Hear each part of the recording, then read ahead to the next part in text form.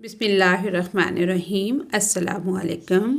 آج ہم مطالعہ پاکستان فیڈرل بورڈ کی جو نیو بک ہے 10 کلاس کے لیے، آج ہمارا اس کا لاسٹ چیپٹر ہے۔ حصہ سوم ہمارا چل رہا تھا۔ ایک ویڈیو ہم نے اس کی پہلے بنائی ہے جس میں معروضی اور شارٹ کویسچن ہم نے کیے تھے۔ آج ہم اپنے اس باب کی جو ہمارا باب ششم ہے، پاکستان اور بین الاقوامی تنظیمیں، اس کا جو لانگ کویسچن والا پورشن ہے اس کو کمپلیٹ سولو کریں گے انشاءاللہ۔ ہمارے لاسٹ باب کا جو عنوان ہے وہ کچھ توجہ طلب ہے، مثلاً کہ بین الاقوامی تنظیمیں جو ہیں وہ کیا ہوتی ہیں۔ یہ اس طرح کی آرگنائزیشن، انٹرنیشنل آرگنائزیشنز وہ ادارے یا تنظیمیں ہوتی ہیں جو مختلف ممالک کے باہمی تعاون، امن، ترقی، سیاست، تعلیم، صحت، ماحولیات اور انسانی حقوق جیسے عالمی مسائل کو حل کرنے کے لیے قائم کی جاتی ہیں۔ اس میں کئی ملک ہوتے ہیں جو اس کے رکن ہوتے ہیں تنظیم کے، اور وہ ایک مشترکہ مقصد جو ہوتا ہے اس کے لیے اکٹھے ہوتے ہیں۔ یہ تنظیمیں دو طرح کی ہوتی ہیں، بین الحکومتی تنظیمیں ہوتی ہیں اور غیر حکومتی تنظیمیں بھی ہوتی ہیں۔ جو بین الحکومتی تنظیمیں ہیں ان میں جیسے اقوام متحدہ ہے، یونائٹڈ نیشن، عالمی صحت تنظیم، WHO، سارک وغیرہ ہے۔ جو غیر حکومتی تنظیمیں ہوتی ہیں جو حکومت کی بجائے نجی سطح پر عالمی تعاون اور فلاحی کاموں کے لیے کام کرتی ہیں، جیسے ریڈ کراس ہوتا ہے، اور بھی اس میں بہت ساری تنظیمیں یہ امن قائم رکھنے کے لیے، غربت کو کم کرنے کے لیے، بیماریوں پر قابو پانے کے لیے اور مختلف ممالک کے درمیان بہتر تعلقات قائم کرنے میں اہم کردار ادا کرتی ہیں۔ ہم اپنی مشق پہ آ گئے ہیں کہ درج ذیل سوالات کے تفصیلی جواب دیں۔ یہ 5 سوال ہیں۔ میں نے اپنی ویڈیو میں دونوں طرح سے اس کے آنسر کرواتی ہوں، بک پہ بھی نشان لگوا دیتی ہوں اور گائیڈ سے بھی میں آپ کو بتا دیتی ہوں، پھر جس طرح سے آپ کو بیسٹ لگے آپ وہ میتھڈ چوز کر سکتے ہیں۔ لیکن جب میں نے اس چیپٹر کو اچھی طرح سے اسٹڈی کیا تو اس کے بعد جو اس کے آنسرس ہیں وہ مختلف پیراگراف کی شکل میں مختلف صفات کے اوپر مشتمل ہیں۔ کوئی بھی سوال ایسا نہیں ہے کہ آپ کو اس کا پراپر ایک جگہ سے مکمل آنسر مل سکے۔ اب اگر ہم فرسٹ کویسچن کو دیکھتے ہیں کہ اقوام متحدہ کے عالمی امن کو برقرار رکھنے میں کردار اور اس کے مؤثر ہونے کا تجزیہ کریں۔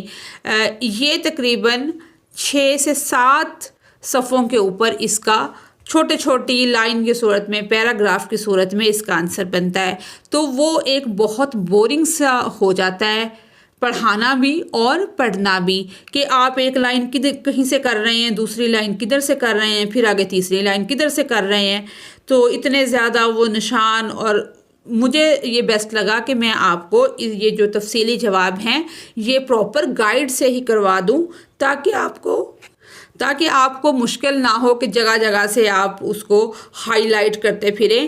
تو اس کے جو جواب ہیں وہ ہم ٹوٹلی گائیڈ سے ہی کریں گے۔ پہلے سوال کا جو جواب ہے وہ یہاں سے شروع ہوتا ہے کہ اقوام متحدہ یونائٹڈ نیشن کا قیام 1945 میں دوسری جنگ عظیم کے بعد عمل میں آیا، جس کا بنیادی مقصد عالمی امن و سلامتی، جیسا کہ ہم نے اپنے باب کا جب ٹائٹل پڑھا تھا تو ہم نے اس کو ڈیفائن کیا تھا کہ جو یہ تنظیمیں ہوتی ہیں یہ کیا ہوتی ہیں۔ اس میں بھی ہم نے یہی پڑھا تھا کہ ایسے ادارے جو عالمی امن و سلامتی کو برقرار رکھنے کے لیے قائم کیے جاتے ہیں۔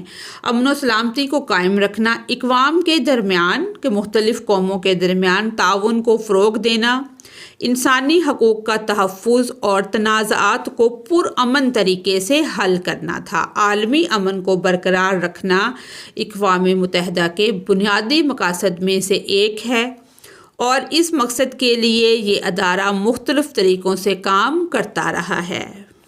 اس کے بعد اقوام متحدہ کا کردار کہ امن قائم رکھنے والے جو مشنز ہیں، اور سفارتی اور ثالثی کردار ہے کہ بہت سارے ممالک میں ثالثی کے ذریعے کہ جس طرح دو ملکوں کی جنگ ہوتی ہے تو تیسرا ملک جو ہے یا کوئی بھی ملک ثالثی کا کردار ادا کرتا ہے کہ اس جنگ کو رکوانے کی کوشش کرتا ہے۔ تو سفارتی اور ثالثی کردار ہے، امن قائم رکھنے والے مشنز ہیں۔ سلامتی کونسل، اقوام متحدہ کی سلامتی کونسل دنیا میں امن و امان کے لیے سب سے با اختیار ادارہ ہے۔ یہ جنگ بندی، پابندیاں لگانے اور امن مشن کی منظوری جیسے اہم فیصلے کرتی ہے۔ اس کے بعد ہے دہشت گردی کے خلاف اقدامات۔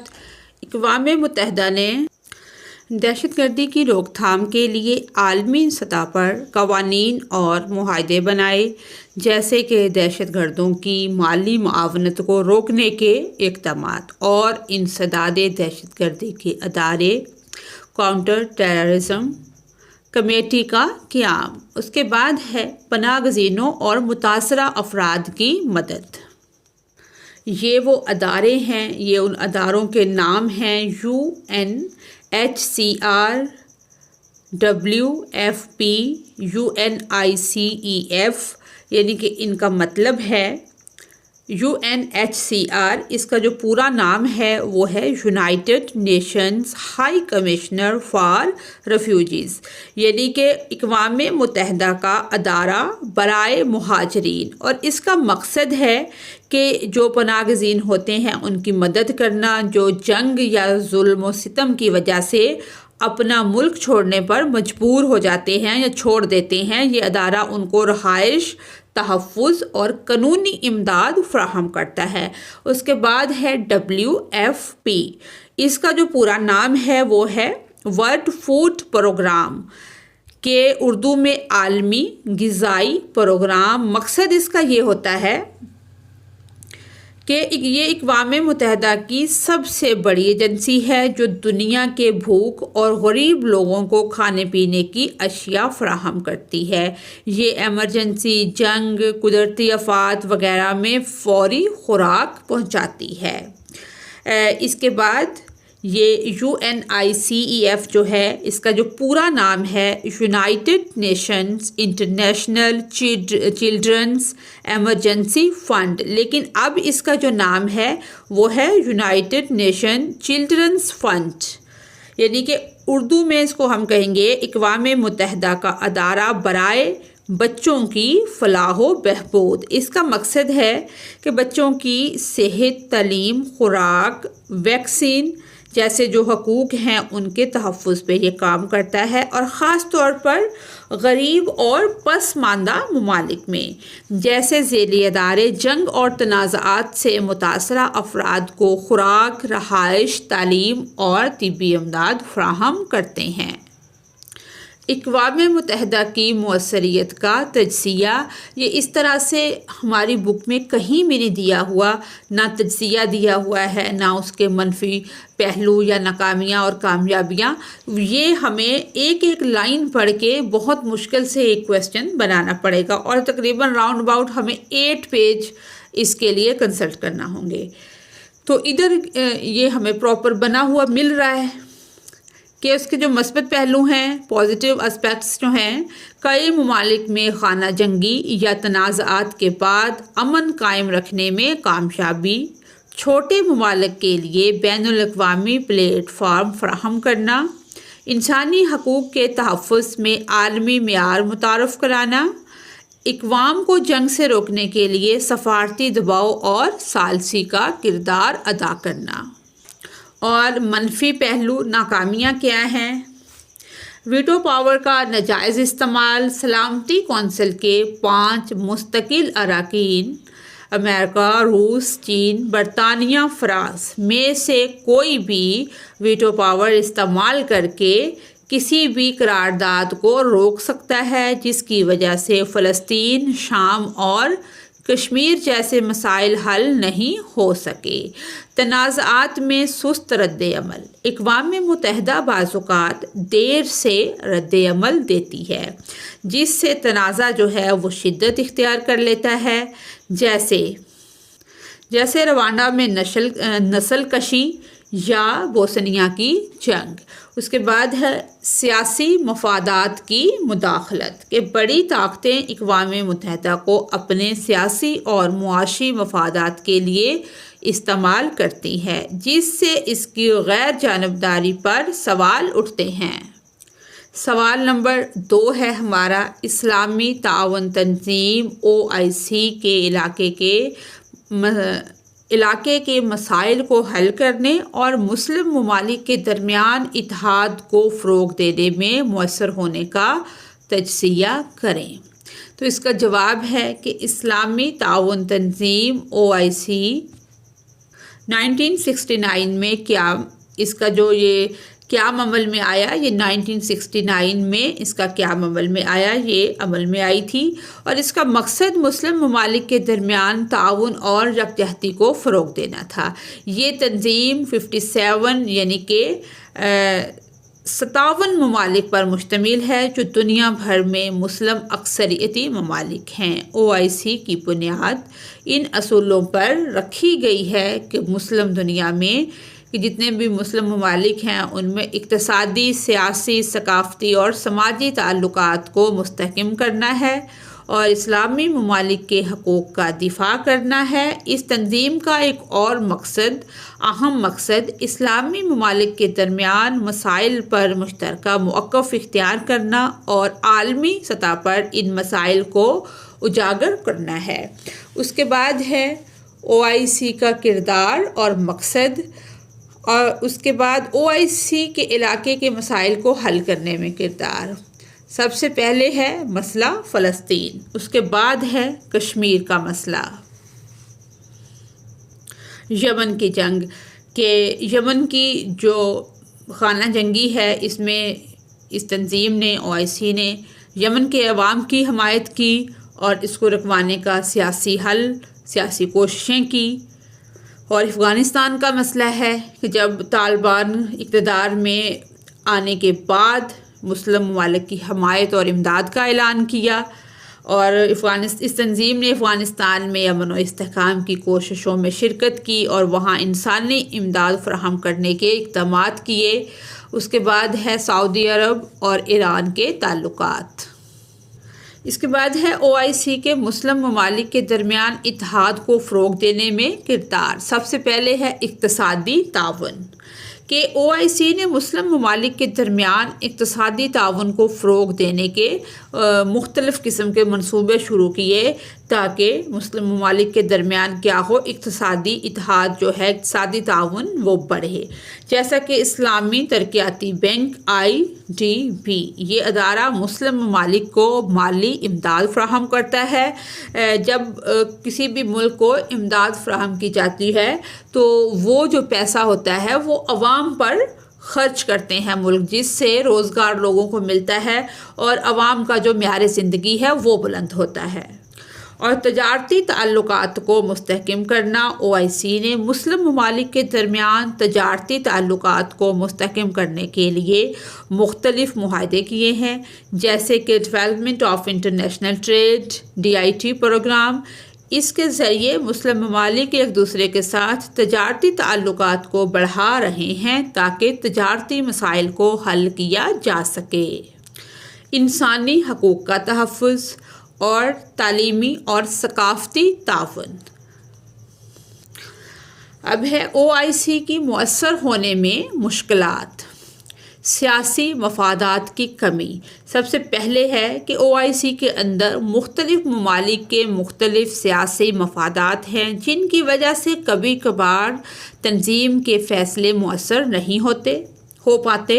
مثال کے طور پر سعودی عرب اور ایران کے درمیان کشیدگی OIC کے فیصلوں میں رکاوٹ بن سکتی ہے۔ دوسرے نمبر پر ہے محدود وسائل۔ OIC کے پاس مالی اور تنظیمی وسائل کی کمی ہے، جس کی وجہ سے بعض اہم مسائل کے حل میں تاخیر ہوتی ہے۔ بیشتر مسلم ممالک کے پاس داخلی مسائل میں الجھنا OIC کے لیے عالمی سطح پر مؤثر اقدامات کرنا مشکل بناتا ہے۔ اس کے بعد ہے بین الاقوامی دباؤ، کہ جس طرح سے کوئی بھی جو مسلم ممالک ہیں وہ اپنی کوئی تنظیم بناتے ہیں تو ان کے اوپر عالمی دباؤ بھی آتا ہے کہ کہیں جو مسلم ممالک ہیں وہ خود مختار حیثیت حاصل نہ کر لیں، یا وہ زیادہ ترقی نہ کر لیں یا آگے نہ نکل جائیں۔ اس طرح سے ان اداروں کو، ان تنظیموں کو جو مسلم ممالک کی اسپیشلی بنتی ہیں، عالمی طاقتوں سے مسلسل دباؤ کا سامنا ہوتا ہے، خصوصاً جب اس کے اقدامات عالمی مفادات کے خلاف جاتے ہیں۔ یہ دباؤ تنظیم کی آزادی عمل کو محدود کرتا ہے۔ یہاں تک ہمارا دوسرا سوال تھا۔ اب سوال نمبر 3 ہے، سارک اور ECO کے درمیان علاقے میں تعاون اور اقتصادی انضمام کو فروغ دینے میں مؤثریت کا موازنہ کریں۔ سارک جو ہے اس کا پورا نام ہے ساؤتھ ایشین ایسوسی ایشن فار ریجنل کوآپریشن، کہ اردو میں ہم اس کو جنوبی ایشیائی علاقائی تعاون کی تنظیم کہتے ہیں۔ اس کا جو قیام تھا یہ 1985 میں 1985 میں عمل میں آیا، اور اس کے جو رکن ممالک تھے پاکستان، بھارت، بنگلہ دیش، سری لنکا، نیپال، بھوٹان، مالدیپ اور افغانستان۔ مقصد تھا اس کا کہ جنوبی ایشیا کے جو ممالک ہیں ان کے درمیان تعاون کو بڑھایا جائے اور غربت کو، ناخواندگی کو اور بیماریوں پر قابو پایا جائے۔ اور جو ECO ہے اس کا مطلب ہے اکنامک کوآپریشن آرگنائزیشن، کہ اقتصادی تعاون تنظیم۔ اس کا بھی قیام 1985 میں 1985 میں عمل میں آیا۔ ایران، پاکستان اور ترکی نے یہ مل کر بنائی تھی۔ بعد میں یعنی کہ وسطی ایشیا کے 7 ممالک بھی اس میں شامل ہوئے، Uzbekistan, Turkmenistan, Tajikistan, Kazakhstan, Kyrgyzstan اور آذربائیجان اور افغانستان۔ مقصد اس کا بھی یہی تھا کہ رکن ممالک جو ہیں ان کے درمیان تجارت کو بڑھایا جائے اور اقتصادی ترقی کو بہتر بنایا جائے، توانائی، زراعت اور صنعت میں تعاون کیا جائے۔ جی، اب ان کی ہمیں سمجھ آ گئی کہ یہ کیا ہیں، کب قائم ہوئی اور مقصد ان کا کیا ہے، کہ دونوں ہی خطے میں تعاون اور اقتصادی انضمام کے فروغ کے لیے قائم کی گئی تنظیمیں ہیں، تاہم ان کی بنیادیں، مقاصد اور مؤثریت میں کچھ فرق ہے۔ یہ آپ کو لکھا ہوا بھی مل گیا۔ سارک 1985 میں جنوبی ایشیا کے 8 ممالک، جو میں نے آپ کو سارے بتائے ہیں کہ تعاون سے قائم کی گئی، اور انہوں نے بھی، بک والوں نے بھی گائیڈ میں بھی انٹروڈکشن انہوں نے دے دیا ہے۔ ECO یہ بھی 1985 میں قائم ہوئی اور ان میں یہ ممالک شامل تھے۔ اب ان کے مقاصد اور بنیادی اختلاف ان میں کیا ہے، کہ سارک کا مقصد کیا ہے۔ سارک کا مقصد ہے کہ جنوبی ایشیا کے ممالک کے درمیان معاشی، ثقافتی اور سماجی تعلقات کو فروغ دینا، تاکہ اس خطے میں ایک دوسرے کے ساتھ تجارت، معاشیت اور دیگر شعبوں میں تعاون بڑھایا جا سکے۔ سارک نے جنوب ایشیائی ملکوں میں ترقی کی راہوں پر کام کرنے کی کوشش کی ہے، خاص طور پر غربت، صحت، تعلیم، توانائی اور ماحولیات جیسے شعبوں میں۔ آگے ہم دیکھتے ہیں کہ ECO کا کیا مقصد ہے۔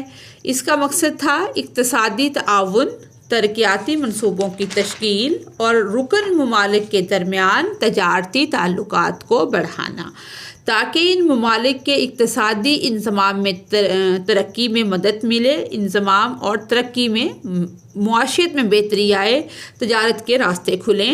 ECO کی زیادہ تر توجہ تجارت اور ترقی پر ہے، اور اس کے ارکان کی بڑی اقتصادی ترقی کی راہ ہموار کرنے کی کوشش کی گئی، اس کے ارکان کے لیے کہ اقتصادی ترقی بڑھے۔ اور آگے ہے مؤثریت کا موازنہ، یعنی کہ سارک کی مؤثریت۔ سارک نے تعاون کی بنیاد رکھی ہے۔ جو سارک تنظیم ہے اس نے کس چیز کی بنیاد رکھی؟ تعاون کی، کہ سارک کے تحت مختلف شعبوں میں تعاون کی کوششیں کی گئی، جیسے کہ تعلیم ہے، توانائی، صحت اور ماہر افراد کا تبادلہ۔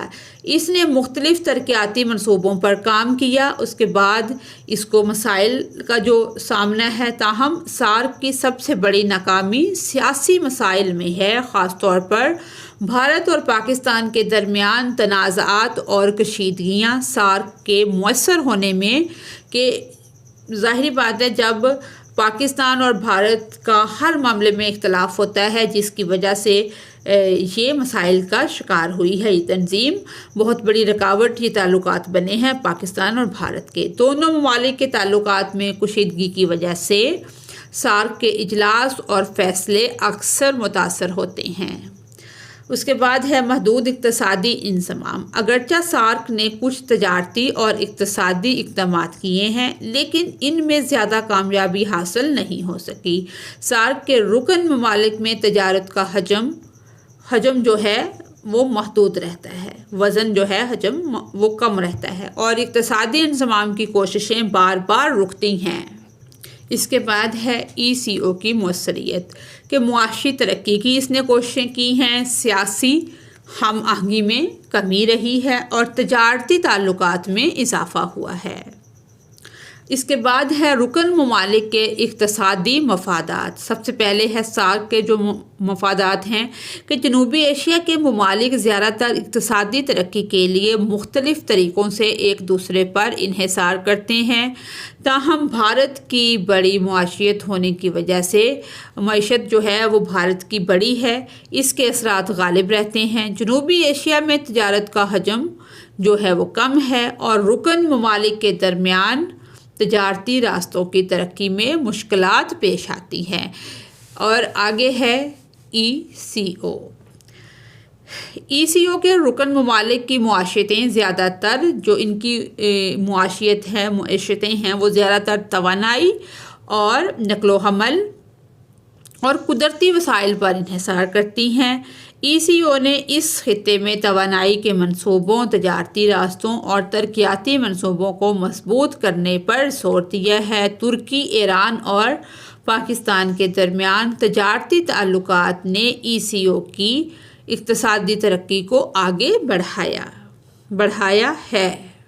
اس کے بعد ہے سیاسی رکاوٹیں، کہ سارک کے لیے کیا سیاسی رکاوٹیں ہیں، کہ سیاسی رکاوٹوں کی وجہ سے سارک کی مؤثریت متاثر ہوئی ہے، خاص طور پر بھارت اور پاکستان کے تعلقات کی وجہ سے۔ دونوں ممالک کی سیاسی کشیدگیاں اور ایک دوسرے پر اعتماد کی کمی نے سارک کی کامیابی کو محدود کر دیا ہے۔ اس کے بعد ECO میں جو سیاسی رکاوٹیں ہیں وہ یہ ہیں۔ اس کے بعد نتائج اور کامیابیاں ہیں، کہ سارک کے کیا نتائج سامنے آئے ہیں، کچھ کامیابیاں بھی ہوئیں یا نہیں، کہ ترقیاتی منصوبوں پر کام کیا اور جنوبی ایشیا میں بجلی کے نیٹ ورک کو بڑھایا، لیکن اس کی جو اقتصادی ترقی ہے وہ کم رہی ہے۔ اور آگے ECO ہے۔ ECO نے تعلقات کو بہتر کیا اور اقتصادی ترقی کے حوالے سے کامیابیاں ملی، لیکن کچھ سیاسی مشکلات پیش آئیں، اور ECO کے کچھ پروگراموں نے مثبت نتائج دیے ہیں، جیسے کہ توانائی کی ترسیل اور ترسیلی راستوں کی ترقی۔ آگے سوال نمبر 4 ہے ہمارا، ان تمام بین الاقوامی تنظیموں کی فہرست بنائیں جن کا پاکستان رکن ہے، اور ان تنظیموں میں پاکستان کے تعاون کا تجزیہ کریں۔ تو اس کا جواب ہے مختلف بین الاقوامی تنظیموں میں پاکستان کا تعاون۔ سب سے پہلے ہے اقوام متحدہ، یونائٹڈ نیشنز، رکنیت 30 ستمبر 1947 سے پاکستان اس کا رکن ہے، اور پاکستان کا جو کردار ہے، کہ پاکستان اقوام متحدہ کے بانی ارکان میں شامل نہیں، لیکن ابتدائی دنوں میں ہی رکن بن گیا تھا۔ جیسے ہی پاکستان آزاد ہوا تو اس کے بعد رکن بن گیا۔ پاکستان امن مشنز میں سرفہرست ممالک میں شامل ہے۔ دنیا بھر میں ہزاروں پاکستانی اہلکار خدمات انجام دے چکے ہیں۔ پاکستان نے ہمیشہ اقوام متحدہ میں کشمیر، فلسطین اور اسلاموفوبیا جیسے مسائل پر آواز بلند کی۔ پاکستان سلامتی کونسل کا کئی بار غیر مستقل رکن رہ چکا ہے۔ دوسرے نمبر پر ہے اسلامی تعاون تنظیم آرگنائزیشن آف اسلامک کوآپریشن رکنیت کب سے اختیار کی؟ 1969 سے۔ اور پاکستان کا کردار کیا ہے کہ بانی اراکین میں شامل ہے اور کشمیر اور فلسطین کے معاملات پر سفارتی کردار ادا کیا، اور پاکستان OIC کے وزرائے خارجہ اجلاس کی میزبانی بھی کر چکا ہے۔ 2022 اسلام آباد میں ہوئی تھی یہ 2022 میں، اور پاکستان اسلامی دنیا کے اتحاد اور یکجہتی کو فروغ دینے میں نمایاں کردار ادا کرتا رہا ہے۔ اس کے بعد تیسرے نمبر پر ہے جنوبی ایشیائی علاقائی تعاون کی تنظیم سارک، رکنیت 1985 سے 1985 سے رکن اس کا رہا ہے۔ یہ بھی بانی ممالک میں شامل ہے اور علاقائی امن اور غربت کے خاتمے، تعلیم اور صحت کے شعبوں میں تعاون کیا ہے، لیکن بھارت اور پاکستان کے تعلقات کی وجہ سے کچھ اجلاس اس کے منسوخ ہوئے ہیں۔ اس کے بعد ہے اقتصادی تعاون تنظیم ECO، رکنیت 1985 سے ہے۔ پاکستان کا کردار کیا ہے کہ بانی 3 جو ارکان تھے ان میں پاکستان بھی شامل تھا، اور پاکستان نے ریجنل ٹریڈ، توانائی، ٹرانسپورٹ اور کمیونیکیشن جیسے شعبوں میں اہم سرگرم کردار ادا کیا ہے، اور جیسے CPEC جیسے منصوبے ECO ممالک کے ساتھ رابطوں کو بڑھانے کا ذریعہ ہیں۔ اس کے بعد ہے دولت مشترکہ، اس کے اندر کب رکنیت اختیار کی؟ 1972 یعنی کہ 1947 سے 1972، اور دوبارہ 1989 سے، یعنی کہ پہلے 1947 سے 72 تک رہی، پھر کیا ہوئی رکنیت اس کا رکن نہیں رہا، چھوڑ دی، پھر دوبارہ سے جب رکن بنا ہے تو وہ کردار کیا ہے کہ پاکستان دولت مشترکہ میں اہم ترقی پذیر ممالک کی حیثیت سے شامل ہے۔ تعلیم، جمہوریت، انسانی حقوق اور کھیلوں جیسے کرکٹ میں فعال کردار ادا کیا۔ پاکستان کو بعض اوقات جمہوریت کی خلاف ورزی پر معطل بھی کیا گیا، لیکن بعد میں رکنیت بحال ہوئی۔ اس کے بعد ہے عالمی تجارتی تنظیم WTO، ورلڈ ٹریڈ آرگنائزیشن، رکنیت 1995 سے 1995 سے رکن بنا ہوا ہے۔ کردار کیا ہے کہ عالمی تجارت میں شفافیت، منصفانہ مواقع اور ترقی پذیر ممالک کے مفادات کے تحفظ پر زور دیا ہے۔ پاکستان مختلف معاہدوں اور مذاکرات میں ترقی پذیر دنیا کی آواز بن کر ابھرا ہے۔ اس کے بعد ہے بین الاقوامی مالیاتی fund IMF، international monetary fund, رکنیت 1950 سے اس کا رکن بنا ہوا ہے۔ کردار کیا ہے کہ کئی بار اقتصادی مشکلات کے باعث IMF سے قرضے لے چکا ہے اور اب بھی لیے ہوئے ہیں۔ پاکستان کی معیشت کو استحکام دینے میں IMF سے تعاون اہم رہا، مگر شرائط پر تنقید بھی ہوتی رہی کہ جو شرائط ہیں، جو ٹیکسز کی شرح بہت بڑھ گئی ہے، جو بل آ رہے ہیں بہت زیادہ وابڈا کے، وہ اسی وجہ سے آ رہے ہیں کہ ہم نے ان کے ساتھ شرائط طے کی ہوئی ہیں کہ اس طرح سے ٹیکس کو اکٹھا کریں گے اور آپ کو قسط جو ہے وہ ریٹرن کریں گے۔ اس کے بعد ہے عالمی بینک، ورلڈ بینک، رکنیت 1950 سے رکن ہے۔ کردار پاکستان کا کردار جو ہے، پاکستان نے عالمی بینک سے مختلف ترقیاتی منصوبوں کے لیے قرض اور مالی تعاون حاصل کیا، جیسے کہ تعلیم، توانائی، پانی، صحت اور انفراسٹرکچر۔ عالمی بینک دیامر بھاشا ڈیم، انرجی پروجیکٹس اور سماجی تحفظ کے منصوبوں میں شراکت دار رہا ہے۔ یہ تھا کردار عالمی بینک میں پاکستان کا۔ اور اس کے بعد ہے ایشیائی ترقیاتی bank ADB، Asian development bank, رکنیت 1966 سے اس کا رکن بنا ہوا ہے۔ اور کردار کیا ہے یعنی کہ پاکستان نے ADB ایشیائی ترقیاتی بینک کے تحت معاشی اصلاحات، انفراسٹرکچر اور زراعت کے شعبوں میں مالی معاونت حاصل کی۔ ایشیائی ترقیاتی بینک ADB پاکستان میں متعدد سڑکوں، ڈیمز اور بجلی منصوبوں میں سرمایہ کاری کر چکا ہے۔ اس کے بعد ہے شنگھائی تعاون تنظیم SCO، شنگھائی کوآپریشن آرگنائزیشن رکنیت یعنی کہ مستقل رکن 2017 سے ہے پاکستان اس کا۔ اور کردار کیا ہے شنگھائی تعاون تنظیم SCO میں؟ پاکستان نے علاقائی سلامتی اور دہشت گردی اور اقتصادی تعاون میں فعال کردار ادا کیا ہے۔ چین، روس، ایران اور وسطی ایشیائی ممالک کے درمیان تعلقات مضبوط بنانے کا اہم ذریعہ ہے۔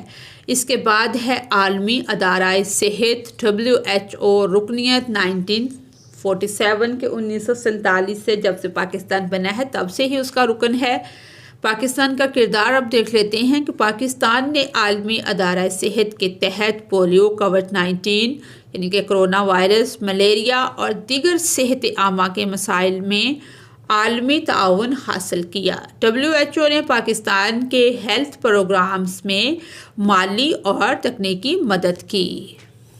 سوال نمبر 5 یعنی کہ لاسٹ کویسچن ہے، درج ذیل پر نوٹ لکھیں۔ یعنی کہ 2 مسئلے ہیں، ایک مسئلہ فلسطین اور ایک کشمیر کا تنازع یا کشمیر کا جو مسئلہ ہے اس پر، ان دونوں پر ہم نے نوٹ لکھنا ہے۔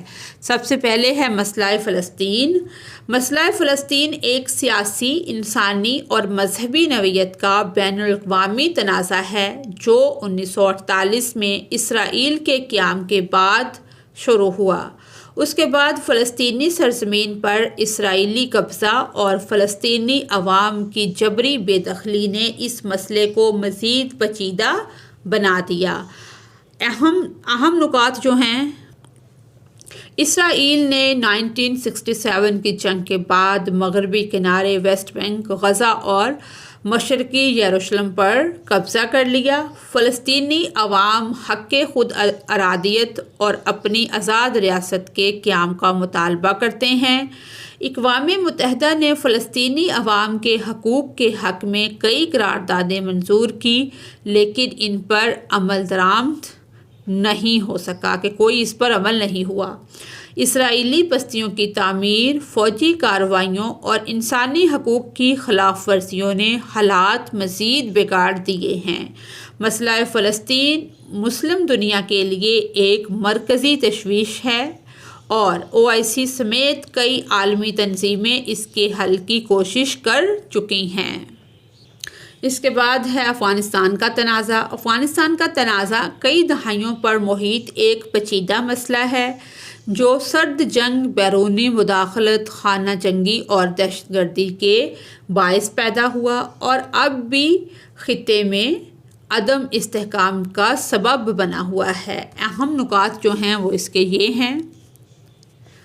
1979 میں سوویت یونین کی مداخلت سے افغانستان کا بحران شروع ہوا، جس کے خلاف مجاہدین نے مزاحمت کی، اور 2001 میں امریکہ نے 9/11 کے بعد طالبان حکومت کو ہٹا کر افغانستان پر قبضہ کر لیا۔ 20 سال بعد یعنی کہ 2021 میں امریکہ کے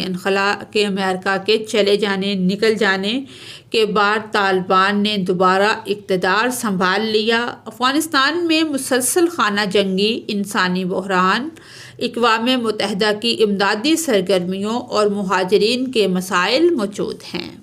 پاکستان نے افغان پناہ گزینوں کی میزبانی اور امن کوششوں میں اہم کردار ادا کیا ہے۔ جی، یہاں پہ ہماری ویڈیو بھی مکمل ہوتی ہے اور ہماری بک بھی کمپلیٹ ہوئی ہے۔ جی، اللہ کا شکر ہے، آج ہماری جو مطالعہ پاکستان کی یہ بک ہے یہ مکمل ہو گئی ہے۔ تو اگر آپ کو میری ویڈیو سے کوئی رہنمائی ملتی ہے تو میری ویڈیو کو لائک اور چینل کو سبسکرائب کریں۔ Thanks for watching us.